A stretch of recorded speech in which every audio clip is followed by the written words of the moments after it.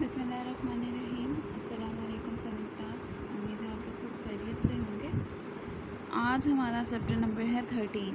नज़म है ये हमारी, ठीक है। किए जाओ कोशिश मेरे दोस्तों, ये लिखी है मौलाना इस्माइल मेठी ने, ठीक है।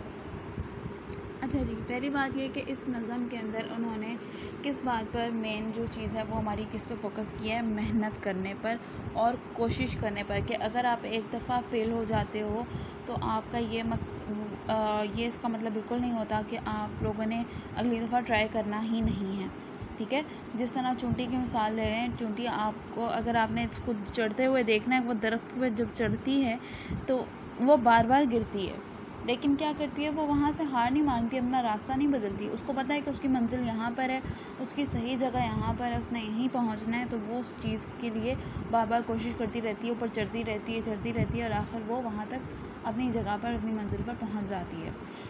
इसी हवाले से मौलाना इस्माइल मेठी ने इस नज़म में ये बताया है कि हम लोग आगे बढ़ते जाएँ और बिल्कुल भी पीछे ना हटें, चाहे कोई भी मसला हो, कोई मुश्किल हो, कोई परेशानी हो, ठीक है। अच्छा जी, बंद की तरफ चलते हैं। दुकान बंद करके रहा बैठ जो, तो दी इसने बिल्कुल ही लुटिया डिबो। ना भागो कभी छोड़कर काम को, तवक्का तो है खैर जो हो सो हो। किए जाओ कोशिश मेरे दोस्तों।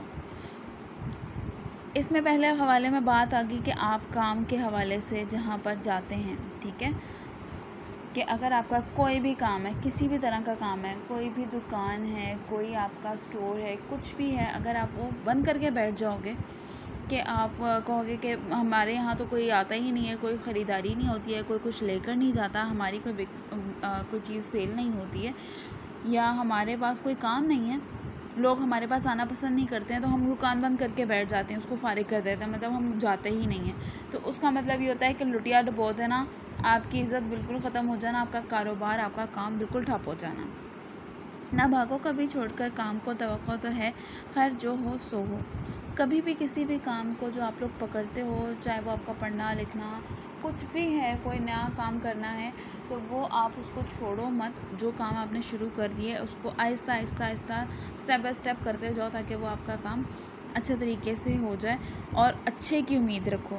बाकी अल्लाह ताला की मर्ज़ी होती है, अगर आपको कामयाबी मिलनी होती है तो वो वेल एंड गुड होता है, अगर नहीं मिलती तो उसमें भी आपके लिए कोई ना कोई अल्लाह ताला ने बेहतरी रखी होती है। जो पत्थर पे पानी पड़े मुतस्सिल, मुतस्सिल का मतलब होता है लगातार, तो बेशुबा यानी बग़ैर किसी शक के घिस जाए पत्थर की सिल। जो पत्थर होता है, ये यहाँ पर इस तरह के पत्थर बने हुए हैं, पत्थर की सिल को घिस जाने का मतलब ये कहा है कि उसको मुसलसल हम लोग यूज़ करते जाते हैं, हम लोग अपना काम करते जाते हैं, तो हम उस चीज़ से गुज़रने के आदी हो जाते हैं। हमें पता होता है अच्छा अब इस रास्ते में ये प्रॉब्लम आएगी, हमने इसको फ़ेस कैसे करना है। रहोगे अगर तुम नहीं मुस्तकिल, तो एक दिन नतीजा भी जाएगा मिल। किए जाओ कोशिश मेरे दोस्तों। अगर तुम मुस्तकिल नहीं रहोगे, यानी अगर अपनी मेहनत को लगातार नहीं रखोगे, बीच में छोड़ दोगे, फिर शुरू से करना पड़ेगा, फिर छोड़ दोगे, फिर शुरू से करोगे, तो उसके लिए आपको जो है आपका रिज़ल्ट भी उसी हिसाब से मिलेगा। आपको रिज़ल्ट जो है 100% बिल्कुल नहीं मिलेगा, कभी नहीं मिल सकता ऐसे। किए जाओ कोशिश मेरे दोस्तों, के कोशिश करते जाओ, हार नहीं माननी है। और आपकी ये नज़म पेज नंबर 70 और 71 पर है, ठीक है। आपके पास बुक होगी, आप उसमें से देख लीजिएगा। ये माना है कि मुश्किल बहुत है सबक, बुरा है मगर इज़्तिराब क़ल्ब। दोबारा पढ़ो फिर पढ़ो हर वक्त, पढ़े जाओ जब तक है बाकी रमक। किया जाओ कोशिश मेरे दोस्तों। अब यहाँ पर आ जाती है पढ़ाई के हवाले से, आप बात समझ लें, ठीक है, कि हमारे पास अगर कुछ चीज़ें होती हैं जो हमारे लिए बहुत डिफ़िकल्ट होती हैं, हमें नहीं समझ आती हैं, उससे हम बहुत इरिटेट होते हैं कि हमारे पास ये चीज़ का आंसर नहीं है, हमारे पास इस चीज़ का सॉल्यूशन नहीं है, तो हम उसको बहुत ज़्यादा इरिटेट होते हैं और उसके साथ साथ हम अपने वजूद के साथ साथ दूसरे के वजूद को भी इरिटेट कर देते हैं। तो उन्होंने कहा है कि इसका सॉल्यूशन क्या है कि आप बार बार उसको पढ़ो, उसको समझो, एक एक लफ्ज़ के साथ, एक एक वर्ड के साथ, एक एक काम के साथ समझोगे तो आपको वो बात समझ आ जाएगी कि इसके अंदर किस बारे में आपको समझाने की कोशिश की जा रही है। अगर ताक में तुमने रख दी किताब, तो क्या दोगे कल इम्तिहान में जवाब। ना पढ़ने से बेहतर है पढ़ना जनाब, के हो जाओगे एक दिन कामयाब। किए जाओ कोशिश मेरे दोस्तों। ताक होता है एक दीवार के अंदर एक सुराख मतलब एक कवर्ड सी बनाई जाती थी पहले ज़माने में कि अपनी ज्वेलरी और अपना कीमती सामान उस दीवार के अंदर छुपा दिया जाता था कि नज़र नहीं आता था। मतलब आप उसको देखोगे आपको नहीं पता चलेगा कि ये दीवार है, या इस दीवार के पीछे कोई ऐसा कवर्ड सा बनाया उन्होंने, छोटा सा बॉक्स बनाया है जिसके अंदर उन्होंने अपनी चीज़ रखी है। और शायर ने कहा है कि अगर आपने कोई ऐसी जगह पर अपनी किताब रख दी तो इम्तिहान में क्या जवाब दोगे? आप एक दूसरे का मुँह देखोगे या अपना ही पेपर देखते रहोगे? तो इसके लिए उन्होंने कहा है कि ना पढ़ने से बेहतर है पढ़ना, कि आप थोड़ा ही पढ़ लो, अपना कॉन्सेप्ट आपका क्लियर होगा तो आप अपना सारा काम बहुत आसानी से कर सकते हो, आपको ज़्यादा मेहनत की भी ज़रूरत नहीं पड़ेगी। आगे जी, जो बाजी में सबकत ना ले जाओ तुम, ख़बरदार हरगिज़ ना घबराओ तुम, ना ठटको ना झिझको ना पछताओ तुम, ज़रा सब्र को काम फरमाओ तुम, किया जाओ कोशिश मेरे दोस्तों। मतलब ये कि सबकत होता है आगे ले जाना या जीत जाना,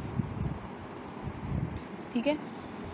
तो उन्होंने कहा है कि अगर आप एक दफ़ा में, लाजमी नहीं है कि आपने एक दफ़ा मेहनत की है तो आपका रिज़ल्ट उसी टाइम पर मिल जाए, बाज़ औक़ात नहीं मिलता, क्योंकि हमारी मेहनत में थोड़ी सी हम लोगों को लगता है जल्दबाजी हम करते करते तो हम समझते हैं कि नहीं हमने दी बेस्ट किया, लेकिन वो होता नहीं है।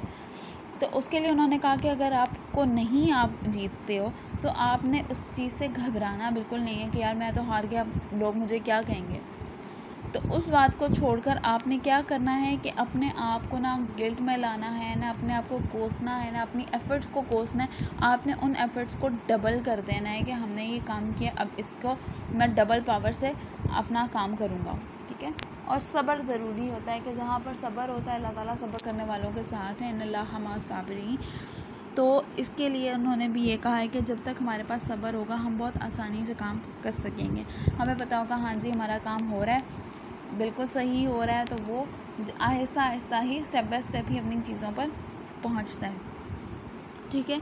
आपकी ये नज़म है, इस नज़म को आप लोग अच्छे तरीके से पढ़ लीजिएगा, समझ लीजिएगा, और अगर कोई चीज़ ना समझ आए तो बताइएगा, और बाकी अपना सारा काम कंप्लीट रखते जाएं ताकि आसानी रहे आप लोगों को भी। अपनी दुआ में याद रखिएगा। अल्लाह हाफ़िज़।